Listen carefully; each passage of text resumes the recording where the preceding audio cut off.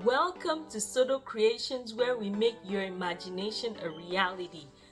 Today I am so excited. Before I get too excited, happy Mother's Day to all the moms out there, all the mom figures out there. What a wonderful role we have as moms, and moms not only to our kids but to other kids as well. Today we're doing a Mother's Day backdrop, and I want to unveil the design with you. I think I'm gonna post this after I do the backdrop, so you can stay tuned or go back and watch how I set up the whole thing. I'll see if I can show you a picture of it soon. But I designed this on Canva.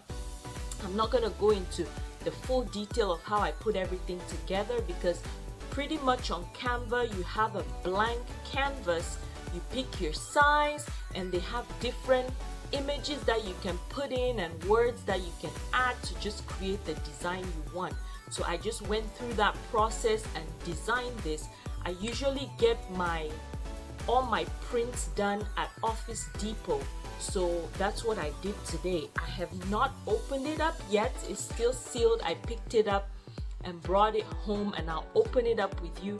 Hopefully it turns out as good as I imagine it to be. Of course, some of these things are trial, but I haven't been disappointed yet with the process that I go through with Office Depot when it comes to my prints or my, what is it called, posters. So we're going to open this together and I'll show you all the supplies I use. This backdrop, this poster is different from a regular rectangular poster in that it's round.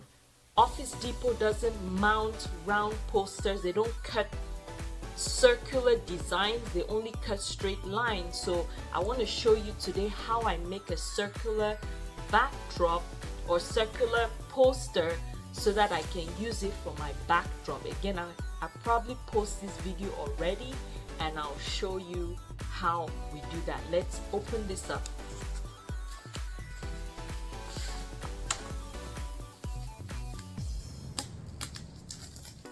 I had a lot of fun designing this.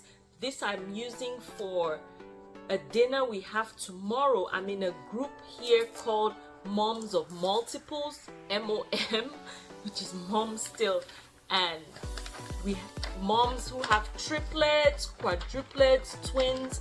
We just get together and have different things with our kids, sometimes just as moms. And we have this dinner this year, and I decided to set up a backdrop so we can take pictures. So they rolled everything up.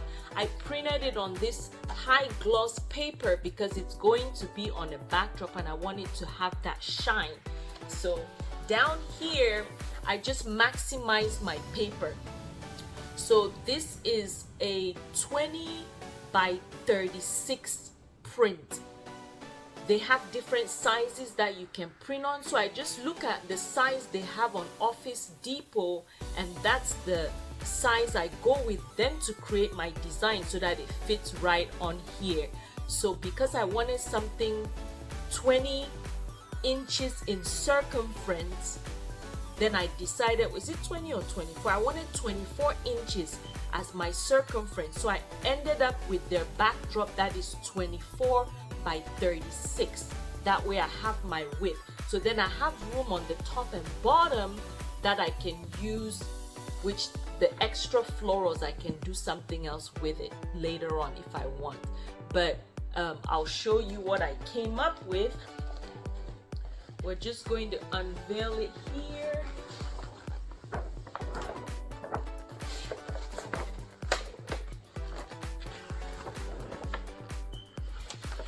That's the design. Let me take a look at it for myself because I haven't seen it. This is absolutely beautiful. I was a bit nervous about whether or not the texture here would show. It's not showing well on camera, but maybe when I'm doing the full thing you'll be able to see the actual paper has a little bit of texture. It looks lighter than what it did on Canva, but you still see somewhat of a texture, and I like how this turned out, this part, because it doesn't look as dark. So I'm creating a circle design. What I'm going to do is cut my circle, tape it onto my foam board. Now let me put this down and I'll show you all the things that I'm going to use.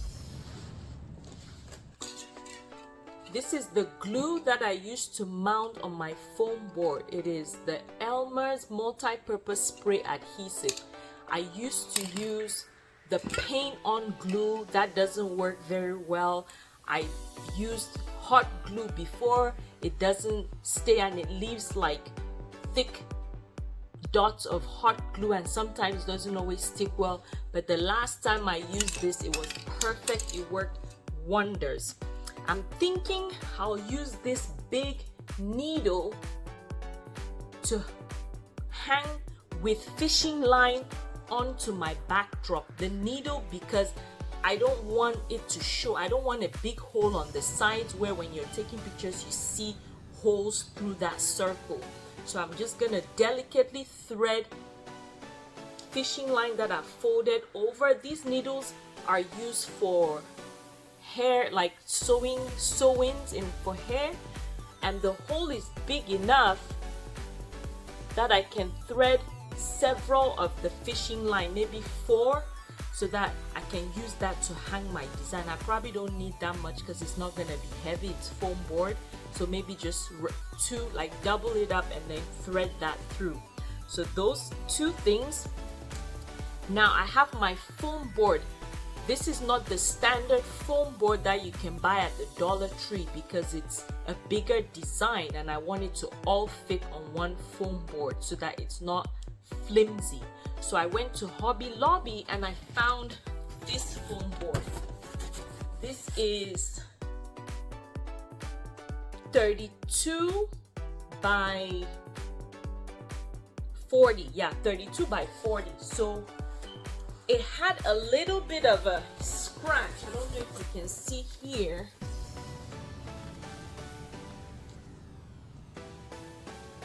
I'm not sure if you can see that or not, but I'll show. Okay. So some of the paper peeled off. So it's normally $8.99 for that sheet of foam board, and they gave it to me for $4. So for what I'm using it for, I don't need it to be perfectly smooth, so I'll use that corner that is scraped off to do my design. I have scissors. You're not gonna use scissors to cut the foam board because when you use scissors on foam board, it creates slits along where you're cutting. So as you're cutting here, you have slits on the foam board, which you don't want. I have a ruler so that I can cut a straight line through my foam board so that I'm not having to mess with too much of foam board to use. So that is everything I'm going to use today. So I'm gonna set the camera so you can see me cut first the paper, then we'll spray the back of the paper. Don't spray your foam board, we're gonna spray the design, not the foam board, because we don't want the stickiness around the foam board when you're cutting. Of course, my hands are clean because I don't want any stains on my design. So I wash my hands, and I also have a piece of wood down here that I'm going to use to cut the design once it's taped. So we use this very sharp blade to cut through the design. The last time I did this, I created signs for someone who ordered signs from me, and they were circular signs, and I was cutting it on my hardwood floors, and I actually cut the hardwood floors. Don't tell my husband. So I mean, that I have a piece of wood here that I'm going to use, and you see all that. So without further ado, make sure you subscribe to the channel so it really supports me and keeps things going on this decor journey. Thank you so much. Let's cut the paper. I laid out the design so you can see it better. I intentionally designed it so that the leaves will go through like that, so that I'll just cut past the leaf and just follow my way around past all these leaves, and I'm just create a circle. So I'll just cut. The reason I did that is because I do want some of these I wanted the leaves to overlap on the circle as though the flowers were coming through the circle. So I'll just cut through. You can see a lot of the leaves. I'll just go around and they'll go through here and cut right. Pretty much I'm cutting out the circle. So let's cut the paper.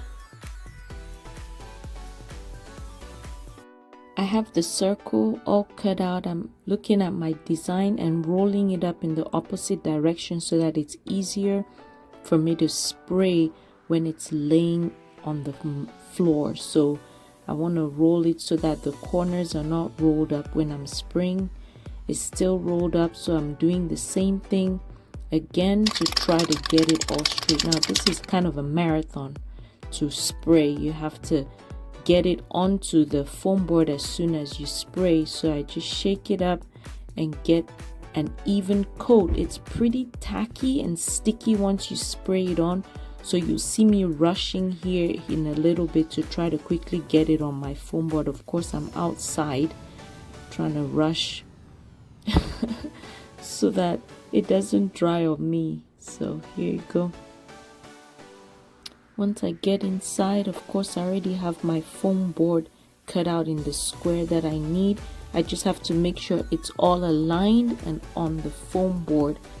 Be careful as you do this. It's easy to peel it off when you first put it on, but once it's on, it's harder for you to get it off. So you want to make sure you get it on right. And then here I just take time to smooth everything out so there are no lumps, and I have to give it time to adhere onto the foam board before I even start cutting. So when I'm done, I'll just leave it alone and come back to it later on. But I just make sure I don't have any lumps. All the corners especially are on that foam board.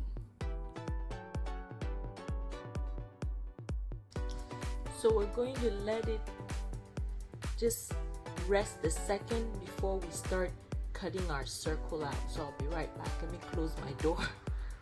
This is right on the edge. If you don't want to maximize your foam board, you can always just lay it on the foam board without cutting out the square first. It's up to you. But I think it's easier for me to get to the corners if the foam board is not as big. So let's get to cutting.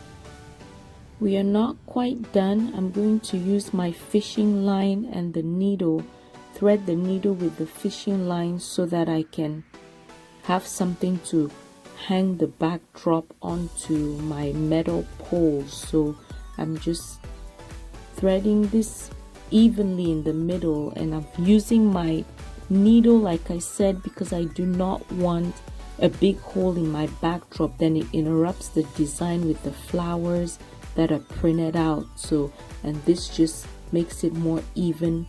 You double tie the fishing line so that it doesn't come apart and it's nice and secure, and I made it tight enough to the backdrop. You can kind of see where I was showing you earlier, the paper peeled back a little bit on that foam board, but here I'm just showing you where I tie my fishing line. Of course, I doubled it so that I have enough room to just so it doesn't come apart. And you're going to repeat the same process on the other side with the needle, so you have 2 strings on each side to tie to your backdrop so that it's stable or it's centered in the design. So double knot again, and then we have something to hang on to. So